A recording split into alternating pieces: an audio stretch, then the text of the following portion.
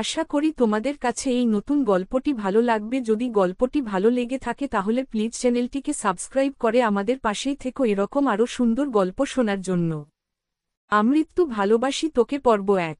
লেখনীতে সালমা চৌধুরী।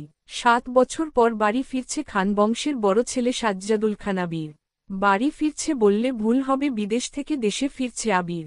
এই 7 বছরে খান বাড়িতে ঘটে গেছে অনেক ঘটনা, যার সাথে সশরীরে যুক্ত নেই আবির, তবে আত্মিকভাবে প্রতিটা ঘটনায় জড়িয়ে আছে সে। আবিরের বাবা চাচা 3 জন। আবিরের বাবা সবার বড় নাম আলী আহমদ খান। তানভীরের বাবা মেজ নাম মোজাম্মেল খান। ছোট চাচ্চুর নাম ইকবাল খান। আবির তার বাবা মায়ের একমাত্র ছেলে। মেজ চাচা মানে মোজাম্মেল খানের এক ছেলে এক মেয়ে। ছেলের নাম তানভীর খান, মেয়ের নাম মাহদিবা খান মেঘ। ছোট চাচার এক মেয়ে এক ছেলে মিম আর আদি।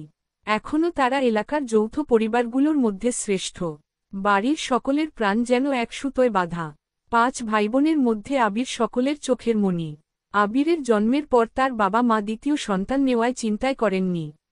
এইচএসসি পর্যন্ত সে বাড়িতেই ছিল সবার নয়নের মণি। আবিরের চাঞ্চল্যে মেতে থাকত খান বাড়ি। আচমকা যেন পরিবেশটা পাল্টে গিয়েছিল। 18 বছর বয়সে আবিরের হঠাৎ করে স্কলারশিপে বিদেশে পড়তে যাওয়া।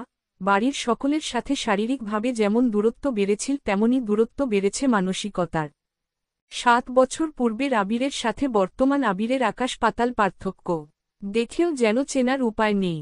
6 ফুট লম্বা ছেলেটা, গায়ের রং শ্যামলা, গাল ভর্তি ছাপ দাড়ি, চুলের স্টাইল কোনো নায়কের থেকে কম না। তার ফ্যাশন আর লুকে যেকোনো মেয়ে এক দেখাতেই প্রেমে পড়তে বাধ্য। প্লেনে বসে আবির অবলীলায় ভেবে যাচ্ছে অতীতে ফেলে আসা স্মৃতিগুলো। সেই চাঞ্চল্যকর মুহূর্তগুলো এখন শুধুই স্মৃতির পাতায়। মাকে রেখে এসেছিল সেই যৌবনের প্রথম দিকে, যখন তার বয়স ছিল 18। সেই সময়ে মাই ছিল তার একমাত্র বন্ধু। আজ সে 24 বছরের যুবক। এতগুলো বছরের একটা দিনও বাদ যায়নি যে মায়ের সাথে ফোনে কথা বলেনি সে। বাড়ির সকলের সাথেই মোটামুটি কথা বলার চেষ্টা করেছে। ছোটবেলার স্মৃতিগুলো ভাবতে ভাবতে নিজের দেশে পৌঁছে গিয়েছে আবির। এয়ারপোর্টে আবিরের বাবা আলী আহমদ খান আর তানভীর দাঁড়িয়ে আছে। তানভীর সম্পর্কে তার চাচাতো ভাই আর বয়সে 2 বছরের ছোট, কিন্তু দুজন দুজনের বেস্ট ফ্রেন্ড আর কলিজার বন্ধু। তানভীর আবিরকে দেখেই দৌড়ে এসে জড়িয়ে ধরল। এই 7 বছরে একবারের জন্য ও বাড়ি ফেরেনি আবির, তবে প্রতিনিয়ত কথা হয় আবির তানভীরের। আবির তার আব্বুকে সালাম করে জড়িয়ে ধরে। তারপর বাড়ি ফিরে 3 জন। বাড়িতে যেন হৈ হৈ রই রই ব্যাপার। হবে নাই বা কেন? বাড়ির বড় ছেলে এত বছর পর বাড়ি ফিরছে। রান্নাঘরে বাহারি রকমের রান্নার ধুম পড়েছেন মা চাচিদের। হঠাৎ দরজায় আবিরকে দেখে সবার মধ্যে হইচই শুরু হয়ে গেছে। আবিরের আম্মু দৌড়ে এসে জড়িয়ে ধরলেন ছেলেকে। আবেগাপ্লুত হয়ে মাকে জড়িয়ে ধরল আবির। মমতাময়ী মাকে সেই 7 বছর আগে ছুঁয়েছিল, আজ এত বছর পর মায়ের ছোঁয়া পেল আবির। মা চাচিদের সালাম করল। সোফায় বসিয়ে ছেলেকে একের পর এক শরবত নাস্তা দিতে ব্যস্ত সবাই। এরই মধ্যে উদয় হল মিম আর আদির। মিমের বয়স 14 বছর। তার ছোট ভাই আদির বয়স মাত্র 10 বছর। আদি এই বাড়ির সবচেয়ে ছোট। আবির যখন দেশ ছেড়ে ছিল তখন আদির 3 বছর হয়েছে মাত্র। ভিডিও কলে দেখতে দেখতে ভাইকে সে একটু একটু চিনে। দৌড়ে এসে জড়িয়ে ধরেছে ভাইকে। আবিরও জড়িয়ে ধরেছে আদিকে। মিম ও আবিরের পাশে বসেছে, খোশগল্প করছে সবাই মিলে। আদি জিজ্ঞেস করছে, ভাইয়া, আমার জন্য কি এনেছ? একক উদ্ধৃতি চিহ্ন। আবির যেই না উঠতে যাবে মা চাচিরা উঠতে দিচ্ছে না। আগে শরবত খাবি তারপর উঠবি। আবির তানভীরের দিকে তাকিয়ে বলল, ওই লাগেজটা নিয়ে আয় তো। তানভীর একটা লাগেজ টান দিতে যাবে, আবির আচমকা বসা থেকে দাঁড়িয়ে, এইটাতে ছবি না। তানভীর সহ বাড়ির সকলেই যেন অবাক হয়ে গেল। আবির আবার ঠান্ডা মাথায় বলল, পাশের লাগেজটা নিয়ে আয়। তানভীরও তার কথা মতো লাগেজ নিয়ে আসলো। লাগেজ খুলে যে যার মতো জিনিস বের করছে আর জিজ্ঞেস করছে, এটা কার, এইটা কার?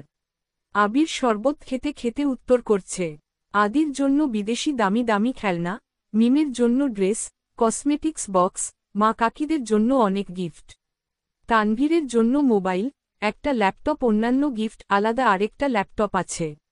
মিম জিজ্ঞেস করছে, ভাইয়া এই ল্যাপটপটা কি তোমার? একক উদ্ধৃতি চিহ্ন। আবির উত্তর দেয়, না, এটা মেঘের। মেঘের মা হালিমা খান জিজ্ঞেস করলেন, মেঘের ল্যাপটপ কি দরকার বাবা? আবির, ওর তো এইচএসসি পরীক্ষা শেষ, সামনে অ্যাডমিশন টেস্ট আছে। অনেক কিছু জানার বা পড়ার দরকার আছে, মোবাইল দেখে পড়ার থেকে ল্যাপটপে সুবিধা হবে তাই নিয়ে আসলাম। মিমো আমার জন্যও নিয়ে আসতা একটা। আবির অবলীলায় হেসে উত্তর দেয়, তোর 18 বছর বয়স হলে তোকেও কিনে দিব। চিন্তা করিস না। মিম খুশিতে গদগদ হয়ে বলে, ধন্যবাদ ভাইয়া। বাড়ির হইচই শুনে ঘর থেকে বের হলেন ছোট চাচা ইকবাল খান। আবির চাচ্চুকে দেখেই সালাম করতে যায়, চাচ্চু বাধা দিয়ে জড়িয়ে ধরেন ভাতিজাকে। ইকবাল খান বাড়ির সকলের দিকে এক পলক তাকিয়ে নরম স্বরে বলেন, এতদিনে এই বাড়িটা পরিপূর্ণ হল। ইকবাল খানের জন্য আনা উপহার আবির নিজের হাতেই চাচ্চুকে দিল। বাকিদের জিনিসগুলো একটা একটা করে দিল আবির। মেজ চাচ্চু মানে মোজাম্মেল খান বাসায় নেই, তাই ওনার জন্য আনা গিফট যত্ন করে রেখে দিল আবির। লাগেজে পড়ে আছে একটা বক্স যেটা রেপিং পেপারে মুড়ানো আর একটা শপিং ব্যাগ। আদি জিজ্ঞেস করছে, ভাইয়া এইটা কার? আবির ল্যাপটপের পাশে বক্স আর শপিং ব্যাগটা রেখে উত্তর করল, এগুলো মেঘকে দিয়ে দিও, আমি রুমে যাচ্ছি। ইকবাল খান এক পলক সবার দিকে তাকিয়ে জিজ্ঞেস করল, মেঘ কোথায়? হালিমা খান উত্তর দিলেন, ও তো কোচিংয়ে গেছে, এতক্ষণে তো চলে আসার কথা। আবির বাকি দুইটা লাগেজ নিয়ে উঠতে চাচ্ছিল, হঠাৎ পিছন ফিরে মায়ের দিকে তাকিয়ে প্রশ্ন করল, আমি কোন রুমে থাকব? ছেলের এমন প্রশ্নের জন্য মা, মালিহা খান, হতভম্ব হয়ে পড়লেন, তৎক্ষণাৎ স্বাভাবিক হয়ে উত্তর করলেন, তোর রুম তোরই আছে, আজ সকালেই পরিষ্কার করা হয়েছে।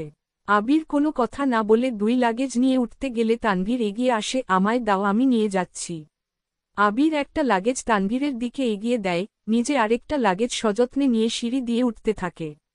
ততক্ষণে দরজায় এসে উপস্থিত হয় এই বাড়ির বড় মেয়ে মাহদিবা খান মেঘ। মিম মেঘকে দেখে দৌড়ে এসে বলে, আপু আপু, আবির ভাইয়া এসেছে। মেঘ সিঁড়ি দিকে তাকায়, লম্বা স্বাস্থ্যবান সুপুরুষ দেহি একজন হাতে লাগেজ নিয়ে সিঁড়ি দিয়ে উঠছে। শুধু পিছনটা দেখা যাচ্ছে। মেঘ ভিতরে ঢুকে সবার হাতে গিফট দেখে এদিক সেদিকে তাকায়। ততক্ষণে আবির নিজের রুমে চলে গিয়েছে। মেঘের মা, হালিমা খান, মেয়ের দিকে এগিয়ে এসে তোর জন্য গিফট এনেছে। মেঘ তাকিয়ে বলে, কি গিফট? সোফায় রাখা ল্যাপটপের দিকে চোখ পড়ে মেঘের, ছুটে যায় ল্যাপটপের কাছে, এটা কি আমার? মিম, হ্যাঁ আপু, এটা তোমার, বক্সটা আর শপিং ব্যাগটাও তোমার। ল্যাপটপটা ঘুরিয়ে ফিরিয়ে দেখছে মেঘ, যেন আকাশকুসুম কিছু পেয়ে গেছে, তারপর শপিং ব্যাগটা একটু খুলে দেখল দুইটা ড্রেস মনে হচ্ছে। সে ল্যাপটপ আর বক্সগুলো নিয়ে রুমের দিকে চলে যায়।